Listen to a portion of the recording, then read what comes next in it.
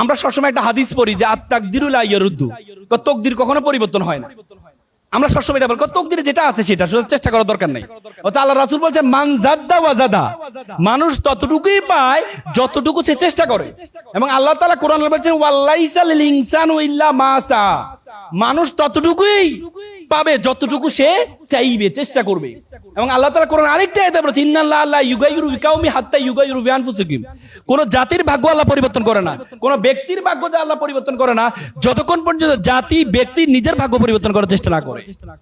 সুতরাং তুমি যদি তোমার চেষ্টা না করো তুমি কখনো সফল হতে পারবা না। আমি একবারই শেষ প্রান্তে চলে আসছি। আমি তোমাদেরকে আমার 2014 সালে আমার মনে আছে আমি মুম্বাইতে ভারতের ইন্দোর প্রদেশে গিয়েছিলাম। ইন্দোর প্রদেশ মধ্যপ্রদেশের রাজধানী ইন্দোরে আমাদের সাউথ এশিয়ান ডিবেট কম্পিটিশন অংশগ্রহণ করার জন্য আমি বাংলাদেশ হয়ে নেতৃত্ব দিয়েছিলাম। তা আমি যাওয়ার পথে মুম্বাইতে একটা চিড়িয়াখানা দেখতে পেলাম। তো চিড়িয়াখানায় বড় বড় তিনটা মূর্তি, মুখে তিনটা মূর্তি দেখলাম, ডারউইন চিড়িয়াখানা। একটা মূর্তি 2 চোখে হাত, একটা মূর্তি 2 কানে হাত, একটা মূর্তি মুখে 2 হাত। হিন্দি ভাষা লেখা আছে, আমি বুঝতে পারলাম না কি লেখা। তা আমি জিজ্ঞেস করলাম, তারা আমাকে বললো চোখে 2 হাত মানে আমি খারাপ কিছু দেখবো না, কানে 2 হাত মানে আমি খারাপ কিছু শুনবো না, মুখে 2 হাত মানে আমি খারাপ কিছু বলবো না। আমার খুব দাগ কেটেছে।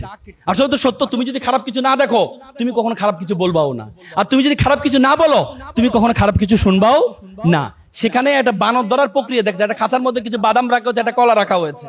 বানর আবার কলা এবং বাদাম পছন্দ করে, সে কলাটা নেওয়ার জন্য যখন হাতটা ভিতরে নেয় তখন সে হাতটা বের করতে পারে না।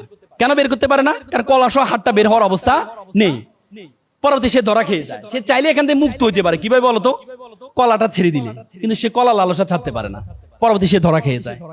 তোমাদের লাইফে এরকম অনেক বাদাম আছে।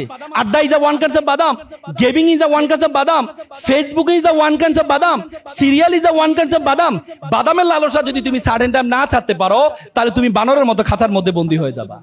এপিজে আব্দুল কালাম বলেছে প্রজাপতির পিছনে ঘুরিও না, ফুলের চাষ করো, প্রজাপতি তোমার পিছনে ঘুরবে, তোমার পিছনে ঘুরবে। সে প্রজাপতি পিছনে না ঘুরে ফুলের চাষ করো, ক্যারিয়ারের চাষ করো।